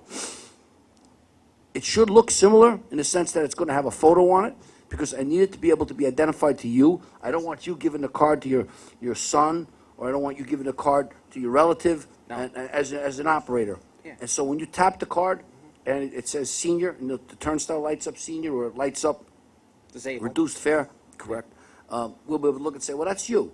And I can verify that. So that aspect of the program shouldn't change. As far as whether Reggie goes in the MetroCard van, Yeah. that depends on how easy it is for us to convert our customer base. The people that work on that van are collecting agents. They report to me. And I actually I've do been work running, with them very and well. I've been running this for years. And what they do is they make it convenient to convert seniors into the program, and that's in our best interest. So I don't see that going away unless it's no longer needed. If we can convert seniors in such a manner and it becomes easier and it's not necessary, then it would go away if it's not needed. But if it's needed, then it wouldn't go away. Because to be honest, I do with Reggie in the past. I do the outreach very well because we try to work. I've been working with Reggie since you guys started the reduced fare. But I'll be honest with you, your staff does a lot of help with the families, encouraging them, and I don't. They go to senior centers. Yes, I know. I know. And they sometimes come to me at 88 Fountain Avenue, and it makes it easy for them because at least they know how to sign up for the card or get the card replaced or get the picture placed. Before you get to the next person, is there a way you can get a copy of that? That slide right there? Yeah. Oh, I don't have a live. Give a copy of that, sure. Yeah. I didn't know until now. Thank you, Robert. My pleasure. Thank you. Yes, sir.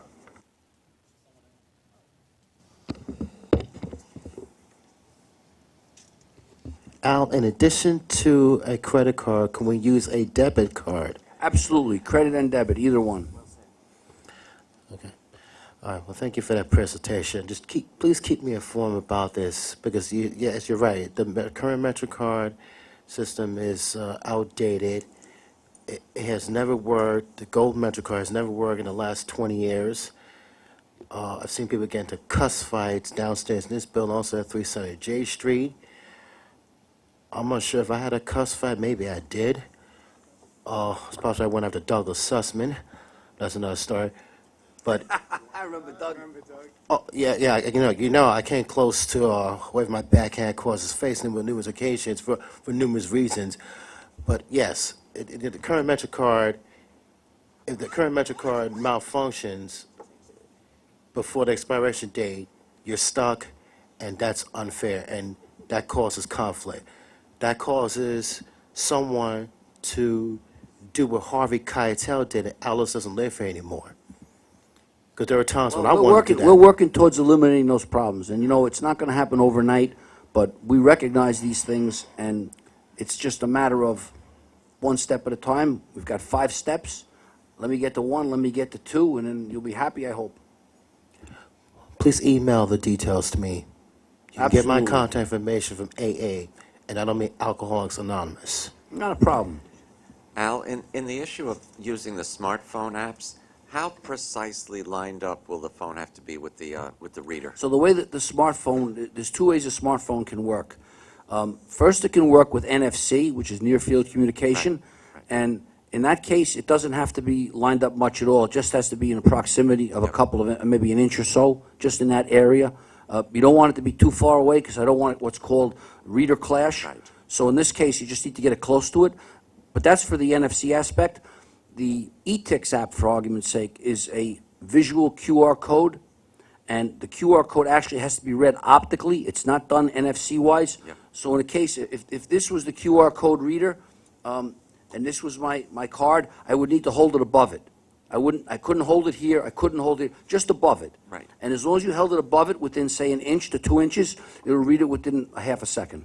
Yeah, I'm just a little, and I expressed this at one of the meetings, I'm a little concerned with the non-NFC apps, phone apps, that you could have a line forming while people are attempting to have their phone read by the reader. Well, in the testing we've done, and we've done some testing with the QR code that the railroads currently use, works pretty good. The technology's gotten, I mean, much, much better in the last 2 to 3 years, and the readers we're using are special readers made for this purpose. They're not supermarket barcode scanners. They're made to read in an environment that's tough, low light. They're made to read with general movement across the top of a surface. I mean, it's not like you have to hold it perfectly still. You know how on the MetroCard today you have a turnstile where you can swipe your card and see how much your balance is, or if you have fare? Will you have those kinds of things prior to the turnstiles for the new fare payment system? So these turnstiles will have screens on them. However, the beauty part of using your phone, for argument's sake, is you'll have access to all that data, not just your balance, but your trip history, your payment history. All of that will be available through the app on your phone. So the phone is really what I view as our future. Anyone that has a phone that doesn't use that to pay their fare in the future is, I believe, taking a position that's making it harder for them. There'll be a trip planner app. Delays will be on your phone. You literally can manage your entire transportation from that phone. The card is fine. Bring your credit card. I love that too. But the card, you're going to have to look down and see what the transaction said, that kind of thing. Can we get back for 1 minute to what Chris brought up, which is seniors and people with disabilities? Trudy, Anybody just let me that's- get Carol's question. She's had her hand up, Oh. and she hasn't spoken yet, so. Yeah, but I was That talking. was my question, as far as accessibility, will there be audible information for somebody, or will they have to get headphones out, and if they use the credit card, will they have to hold it in a certain way? With the Metro cards, you have the flipped off corner. That's not my to hold, question. So people know which way to hold it. Are you taking all these things into consideration? Yes, our system is ADA accessible. That's a given. There's no leeway on that. That's the law. As far as the MetroCard is going to be more difficult to transact payment with than the smart card would be, by far. Because the MetroCard has to be swiped, and we all know that swiping takes a little technique, and not everybody gets it right. We all know that you have to hold the card one way versus the wrong way. There's only one right way. With a credit card, it's NFC, near field communication. It's actually a radio frequency. So you just have to get the card within literally a meter or two, millimeter or two of the validator, and it'll take the payment. And it's just a tap and go.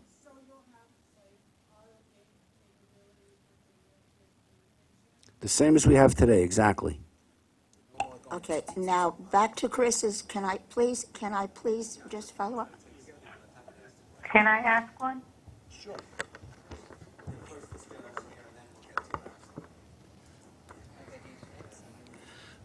Good afternoon. Hello?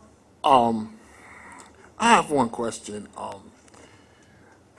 Being I've been involved with 2 self-advocacy groups, is there any way I could explain to them, because about this future here, on this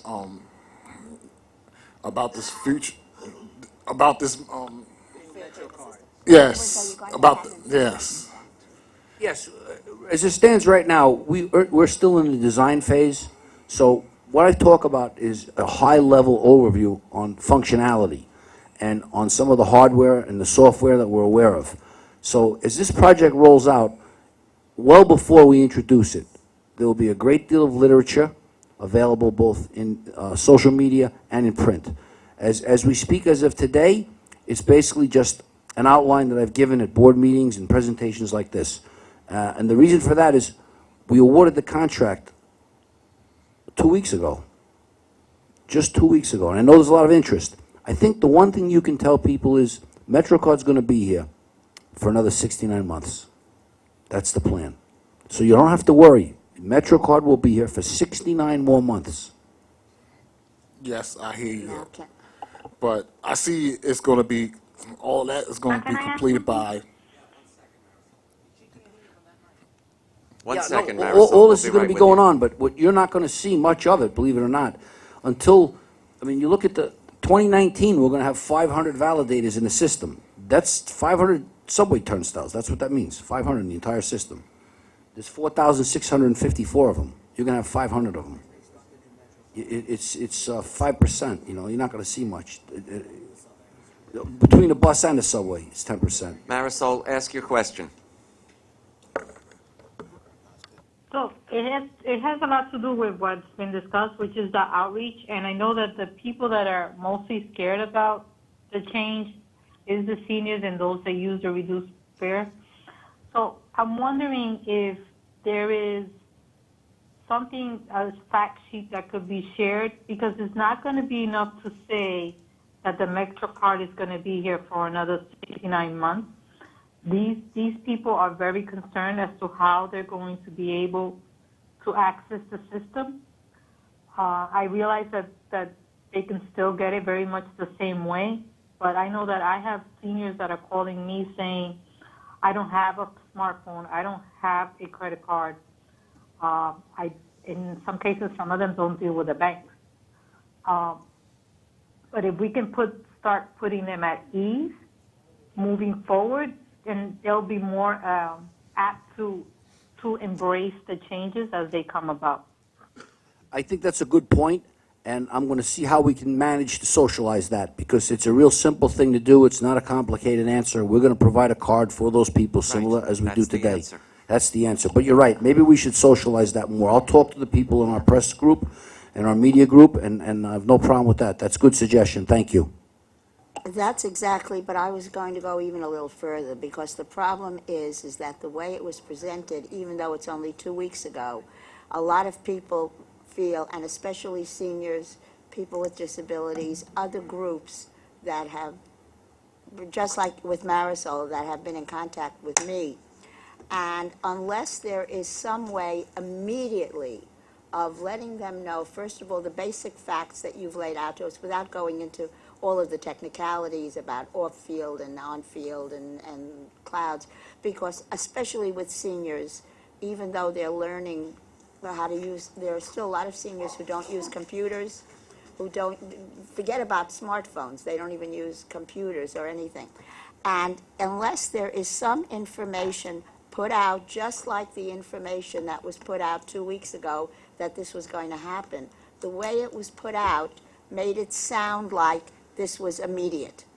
And unless you do something about getting that out, not just through social media, which most seniors do not use, or not, at least a lot of seniors don't use, and any place else, but getting it out in through the regular media, through radio, television, newspapers, just as the whole project was announced, it's going to cause a lot of problems, and it should be done immediately. I'm really surprised to hear you say that you think the thing that I heard from every single press release about this was the MetroCard will be here through 2023. They don't hear that. All they hear, Andrew, is there is a new system. Coming. No, there is a new system, period. Not coming, not in the future. There is a new system. There's going to be, and you have to use your phones. I'm telling you what the Listen, feedback I'll I've make this gotten. easy for you. We've got a whole bunch of people that are hired to look into this type of stuff and do media and marketing, and I'm just going to convey your wishes, and I think it's a good idea. We need to do a better job of transmitting that information. And if social media is not the best route, these guys, that's what they do for a Well, living. no, besides social media. I just I'm said, not if that's not, that may not be the best route, so there's other ways. I don't know, I don't think we want to take advertising space in the paper. But No. certainly when we do press releases, we can be more cognizant of that knowledge. That's what I'm saying, And I'll because do that. most of these people got their information from the regular media. So we'll from work on radio, that. television, and I've got a guy I newspapers. work with on this all the time. I'll mention this you. to him and I'll Has, see to it. Yeah. Al, has Cubic given you any idea where the so-called central office is going to be located yet? Manhattan. They're gonna have, they have office space in Manhattan, and we're gonna actually have some space with them there. I'm gonna have an office there as well. I wanna make certain I keep an eye on them. Great. Anything else? In that case, thank you, gentlemen, very much. Thank you. Very enlightening, and we wish you Godspeed with this. Have a great holiday, everybody, and we will see you next month. Bill, you have the date. I Because, think just I to have make it sure, too. 'cause- and you forgot to mention PCAC. I didn't forget. You always say it. PCAC is the 7th of December. Yes, PCAC is December 7th. 21st. There you go. 7th and the 21st are the next Because I'm used to you meetings. saying PCAC, please make sure you put in your calendar. I'm used to you saying that.